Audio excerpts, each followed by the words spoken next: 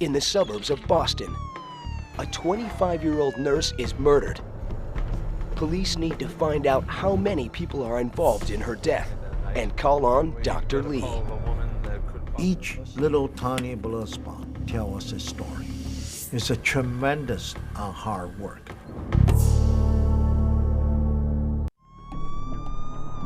Massachusetts State Police were investigating the murder of Julie Frost in the town of Everett. They had 2 suspects in the crime and called on Dr. Henry Lee, an expert in blood spatter and crime scene reconstruction, to help determine if either suspect was involved.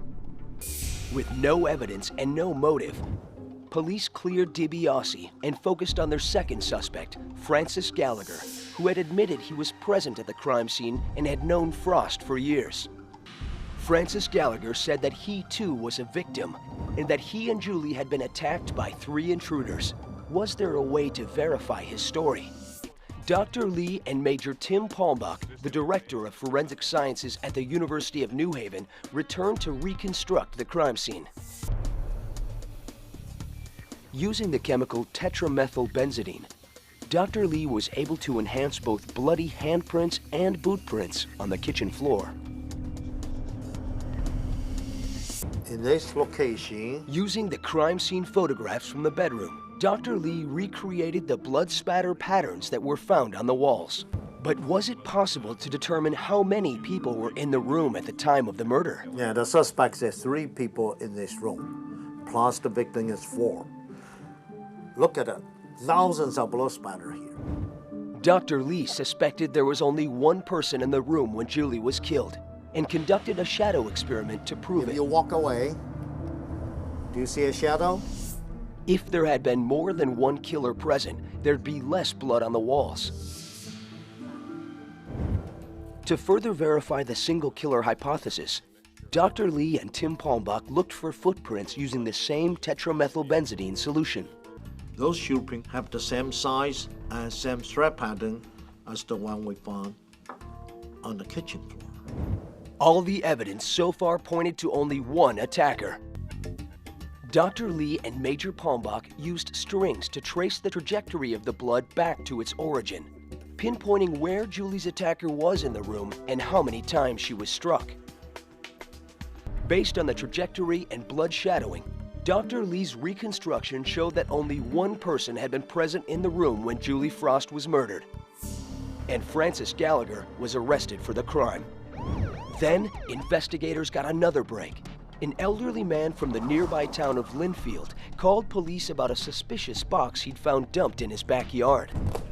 It was clear that the box containing evidence related to Julie's murder and all the trace evidence collected at the crime scene would now have to be examined. Dr. Lee and lab expert Debbie Messina began the arduous process of closely examining each piece of evidence. The beer cans recovered from the living room were subjected to a superglue smoke technique. Uncovering the fingerprints of both the victim and Francis Gallagher confirmed Gallagher's presence at the crime scene the night of the murder. Dr. Lee then examined the boots that police had recovered. The left side, approximately 70 small, medium velocity type of impact spatter. The boots recovered were found to be consistent with the boot prints found at the crime scene. Then Dr. Lee collected trace evidence from the clothing found in the box, again consistent with the hairs and carpet fibers found in Julie's apartment. During the autopsy, the medical examiner had found a piece of a knife blade embedded in Julie's neck. But was it part of the broken knife found at Julie's apartment? We can match them together pretty good. Can you see that? Dr. Lee was able to line up the striation markings on the blade, proving the 2 parts were from the same knife. Possibly more incriminating, Dr. Lee recovered a fingerprint belonging to Gallagher on the upper portion of the broken knife. And then there was the tooth that Trooper Frank DeVellis had found at the autopsy. Because of all the variables involved in fitting a post and core to a root, this would not fit any other individual but this individual. And once again, a perfect match. When prosecutors went to trial, Dr. Lee took the stand to outline the sequence of events revealed by the trace evidence. that night. Julie and the suspect drinking a beer, smoke a cigarette. Something went wrong. The perpetrator became violent, started a fight. She lost some hair, started running away, ran the living room to the hallway area, tried to escape. Two of them struggled, fighting, got to this location. She was beat up on the floor several times.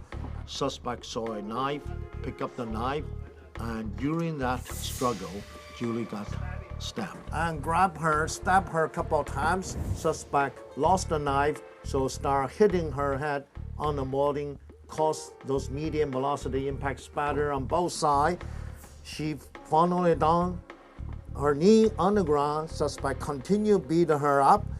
She tried to crawl to the back staircase and can run away. Suspect started picking her up and slammed her to the molding area, caused additional blood spatter. She tried to funnel, struggle, caused some hair swipe, and finally, suspect ran back downstairs and get away. After 2 days of deliberations, they came back with a verdict: guilty of first-degree murder. Francis Gallagher was sentenced to life in prison.